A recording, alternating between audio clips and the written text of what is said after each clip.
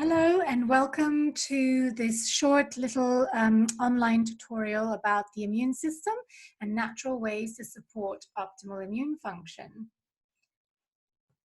My name is Linda Vezzoli and I'm a nutritional therapist as well as a nutritional consultant for the Really Healthy Company. I specialize in women's health, but I work with clients on all sorts of conditions. I also am a nutritional consultant for the Really Healthy Company and do lectures as well for the College of Naturopathic Medicine. You might not know the Really Healthy Company. They're a London-based health company that has a small but very niche product range. And we will be discussing some of their products in this little webinar, but on top of all the other information about how to really help support your immune system during this time.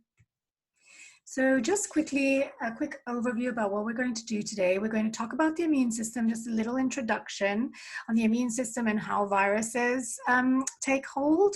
And then we'll talk about factors that weaken the immune system, as well as important nutrients for the immune function.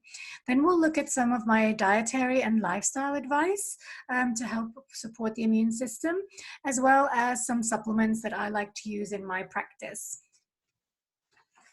So what is the immune system? Our immune system keeps our body healthy by warding off foreign substances. And these can be things like bacteria or viruses. They can be parasites that we acquire through travel, for example, or fungi, as well as even cancer cells.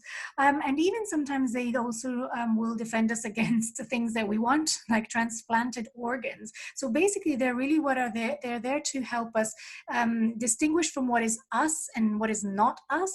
And the immune system will always try to avoid anything that isn't part of us to enter our bodies. So it's a very complex network of blood cells and bodily organs.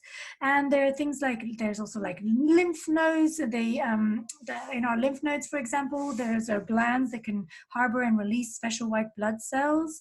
And there's also lymph and blood vessels that transport the infecting, fighting cells throughout the body. So one of the things that's interesting is that the immune system changes throughout our life. At birth, we don't have specific immunity. It's not fully developed. We have some antibodies that are across the placenta from our mother during pregnancy, and these antibodies protect the newborns against any infections until their own immune system fully develops.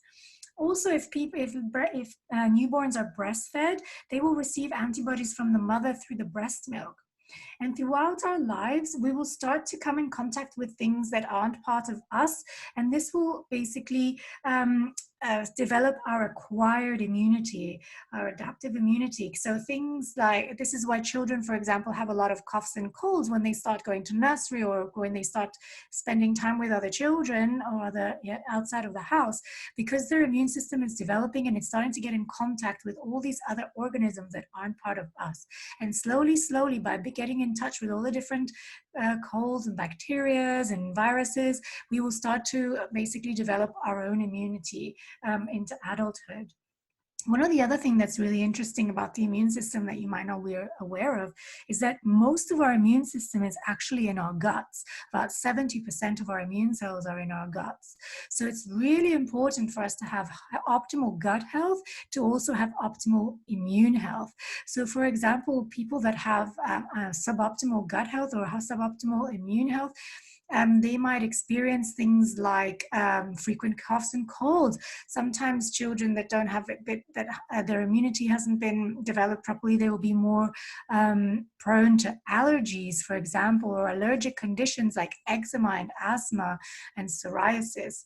So our gut health is very much linked to our immune system health as well. And we'll talk about that a bit later when we're looking at how to support our immune system through diet.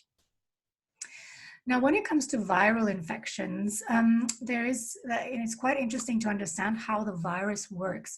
So a virus is a parasite that can infect animals, humans, plants, fungi, and even bacteria. although they're classified as living organisms, they cannot actually replicate on their own. So what they do is they go and they infect the host cell, so one of our cells, and then they force this cell through basically hijacking their DNA to produce several thousands identical copies of the virus. So as I said, they don't have a metabolism of their own or many structures, so they hide inside our cells. And one of the things that makes them quite hard to control is that they're also able to mutate. So they can cause changes in the genetic makeup of the cells, and they are constantly evolving and rapidly to avoid the defense mechanism of the host. So that is why, for example, with the flu virus, there's lots of different strains, and it carries on mutating. So what might be working one year in terms of like a virus vaccine may not work the next year because the virus has mutated. So it's that's one of the things that makes the viruses quite hard to control.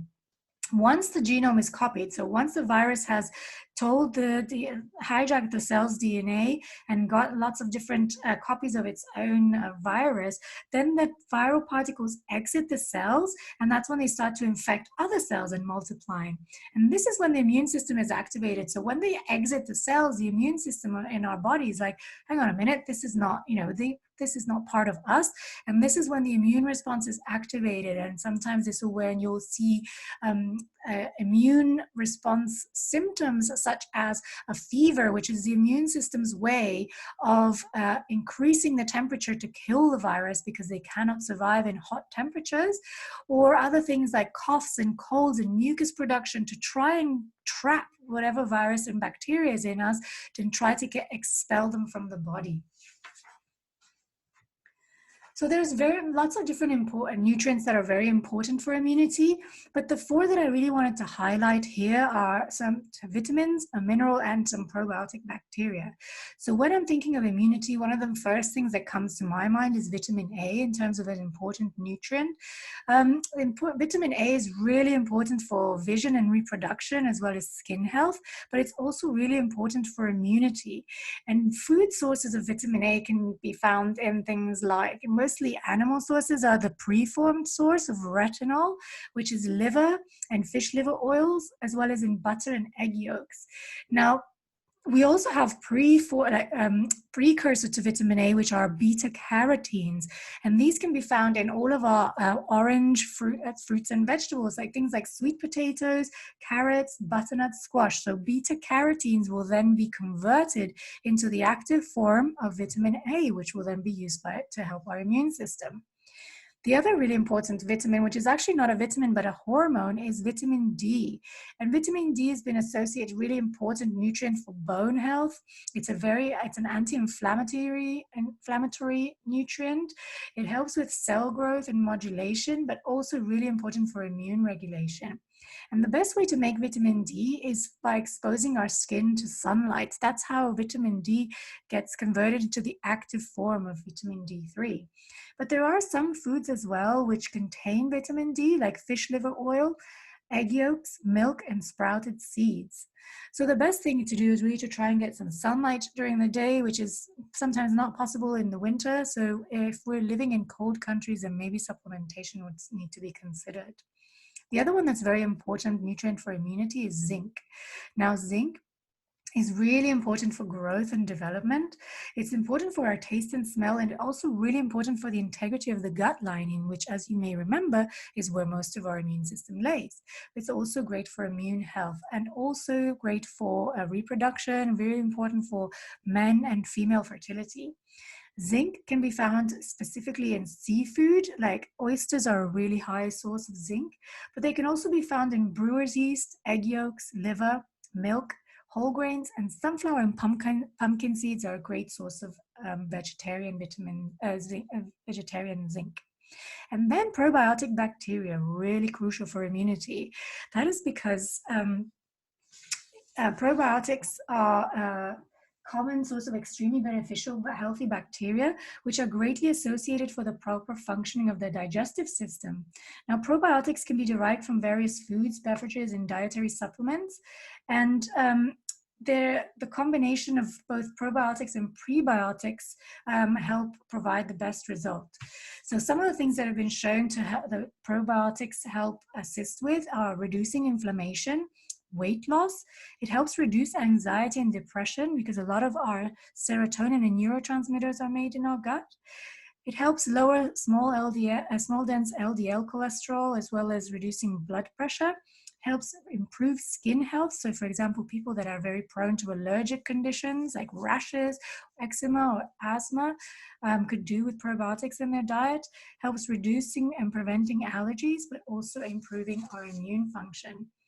And the main food sources for probiotic bacteria are yogurt and anything fermented. So things like yogurt and miso soup, microalgae like the Klamath green algae, any fermented vegetables like pickles, sauerkraut, and kimchi, tempeh, and kefir.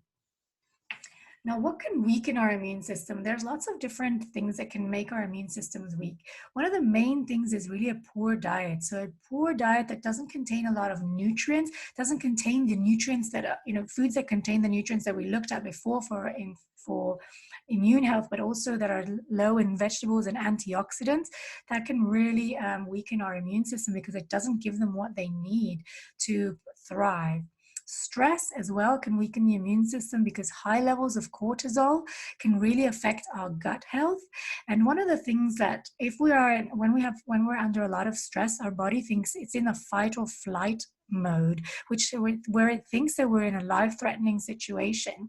And when we're in a life-threatening situation, the body will prioritize certain processes in our body to help us survive. Things like making our blood pump faster, which could lead to higher blood pressure, releasing insulin and sugar into our bodies to give us energy to fight or flee from whatever we are trying to escape from. It'll also shut down certain things that aren't important for survival, such as reproduction, because if we're in a life or death situation, it's not a priority to reproduce. It'll shut down digestion because it's not important, and immunity as well. It's not important for us to have immunity to bacteria or viruses when we're fighting for our lives, like being chased by a tiger. Sugar and alcohol can also really weaken the immune system, but in various ways, by increasing blood sugars in our bodies, and also creating an imbalance in our gut microbiome, which will then in turn affect our immune system. Lack of sleep can also really affect the immune system, because when we're not sleeping, the next day we're running on adrenaline and cortisol. And again, this fight or flight mode is activated into our body without us even realizing. Now, age, although through our lives, we do have this, we said that the immune system changes through age. And although we still have the same amount of antibodies produced whilst we're, throughout all of our life cycles, these antibodies become less able to attach to the antigen as we age. So this could probably explain why pneumonia, influenza, infective endocarditis, and tetanus are more common among older people and result in death more often, because we're not, these antibodies, even though we have them, they're less able to attach to the antigens. Other things like medications could also weaken the immune system, especially things like immunosuppressant drugs like steroids that are given out for maybe anti-inflammatory purposes. They actually suppress the immune system to make sure that it's not attacking itself. So that will, obviously, if it's suppressed, the immune system is suppressed, then our immune system is weaker. Other things that could affect our immune system, other medications, are things like antibiotics, which will affect our gut microbiome, which is really important for our immunity. And then disease. Certain diseases will also affect our immune system and weaken them. People that suffer from HIV or are suffering from cancer, they would have a naturally lowered immune system. So their immune system is naturally weak. Also, people with autoimmune conditions could either have an overactive immune system, which is attacking itself constantly, or if it's been going on for a long time, their immune system can get really depleted after a while. So they will have a weakened immune system too. Now, what can we do to really support our immune system through diet and lifestyle? One of the things that's really important is to have a whole foods diet, including plenty of antioxidant-rich vegetables and low-sugar fruit like berries and citrus fruits, for example. So when we give the body those nutrients, we are giving them all the vitamins and minerals that it needs to function properly. On top of that, we will also need to include healthy fats like oily fish, which contain EPA and DHA and are extremely anti-inflammatory. Things like nuts, seeds, and olives and olive oils, they are really important for our immune system function as well. Also, not only for that, but also for our skin and our brain health, because we need fat we need cholesterol to actually think properly and have good, good skin. Now, legumes are a source of vegetarian protein. They've actually been linked to longevity, specifically in a lot of like the blue zone studies. So they're really important. They have a great source of protein, but also fiber, which feed our probiotic bacteria to then help them really support our immune system. And other things like we talked about earlier, probiotic foods, like we looked at the intestinal bacteria that represents about 75 to 80% of our immune system, and it's our defense against infection. So it's really important to include those. And other things to include in our diet is foods like garlic, has a very good antibacterial and antiviral properties. So if we're cooking nowadays, making sure that we include plenty of garlic in our meals. And it's really important as well to keep hydrated, preferably outside of mealtime so that we don't dilute our digestive juices. That is also really important for immunity. What can we do for lifestyle? We need to get adequate sleep, 7+ hours a night.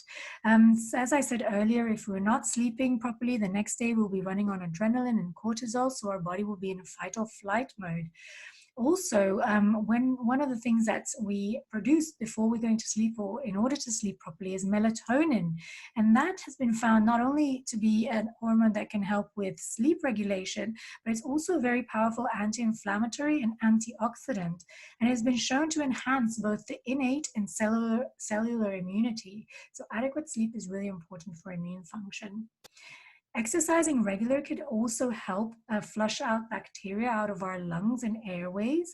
And it's been shown that exercise produces a change in our white blood cells and antibodies. So regular exercise, not too strenuous, can really help with immune system function. Including stress management techniques into our life to reduce our stress, everyday stress, which will impact our gut function and our immunity. Things like yoga, meditation, breathing, or simply walking through nature. And then reducing a toxic exposure. So being exposed to toxic things like smoke, cigarette smoke, alcohol, radiation, but also simply things like looking at our household products or personal products, things that we put on our skin can also affect our immune system.